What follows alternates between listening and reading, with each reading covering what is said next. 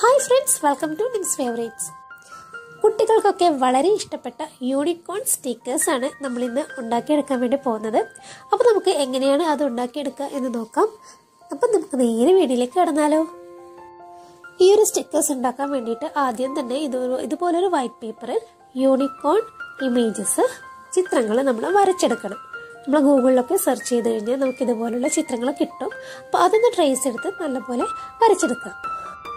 അതിനുശേഷം ഇതുപോലെ ഒരു ബ്ലാക്ക് കളർ പെൻ എടുത്ത് അതിന് മുകളിൽ നന്നായിട്ട് നല്ല ഡാർക്കായിട്ട് ഒന്ന് വരച്ചു കൊടുക്കണം.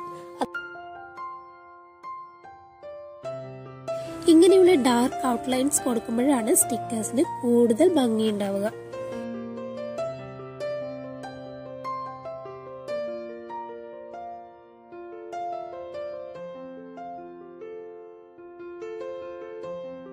ഇനി നമുക്ക് യൂണിക്കോണിന് ആവശ്യമായ കളർ ചെയ്ത് കൊടുക്കാം.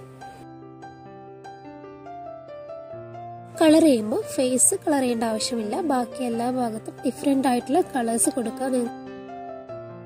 നിങ്ങൾക്കറിയായിരിക്കും യൂണിക്കോണിന് എങ്ങനെയുള്ള കളേഴ്സ് ആണ് കൊടുക്കേണ്ടതെന്ന്. അറിയാത്തവർ ഗൂഗിളിൽ ഇമേജസ് സെർച്ച് ചെയ്താൽ മതി, അപ്പോൾ മനസ്സിലാകും.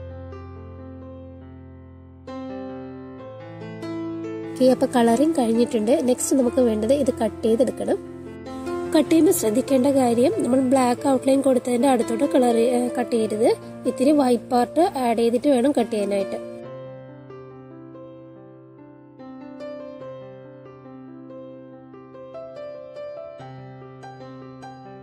അതിനുശേഷം ഇതുപോലൊരു പ്ലെയിൻ ടാപ്പ് എടുക്കാം.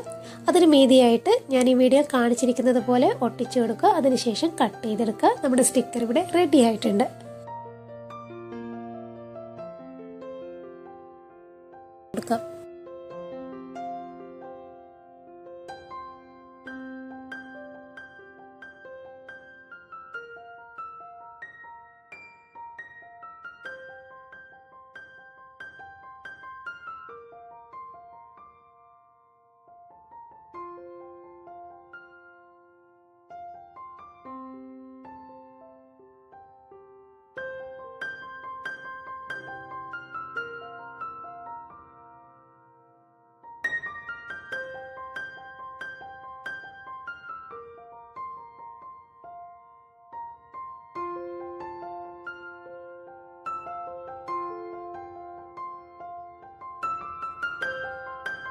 ഈ ഒരു പിക്ചർ ടാപ്പിനേക്കാളും വലുതാണ്. അതുകൊണ്ട് തന്നെ ആ ഒരു പുറത്തായ ഭാഗങ്ങളിലൊക്കെ നമുക്ക് ചെറിയ ചെറിയ ടാപ്പിൻ്റെ പീസസ് വീണ്ടും അഡ്ജസ്റ്റ് ചെയ്ത് വെച്ചു കൊടുക്കാം.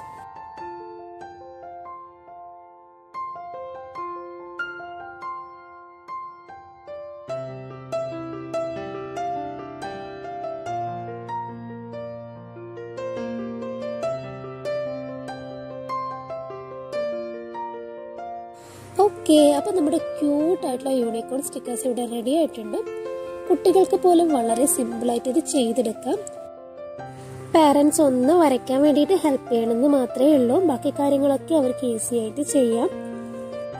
ഇത് നമുക്ക് ഗ്ലൂ വെച്ചിട്ടോ അല്ലെങ്കിൽ ഡബിൾ സൈഡ് ടാപ്പ് വെച്ചിട്ടൊക്കെ നമുക്കിത് സ്റ്റിക്ക് ചെയ്ത് കൊടുക്കാം. അപ്പോൾ ഇതെല്ലാവരും ഒന്ന് ട്രൈ ചെയ്യാം. അപ്പോൾ ഈ വീഡിയോ എല്ലാവർക്കും ഇഷ്ടമായെന്ന് കരുതുന്നു. ഇഷ്ടമെങ്കിൽ മറക്കാതെ ലൈക്ക് ചെയ്യുക, കമന്റ് ചെയ്യുക, സബ്സ്ക്രൈബ് ചെയ്യുക. Thank you.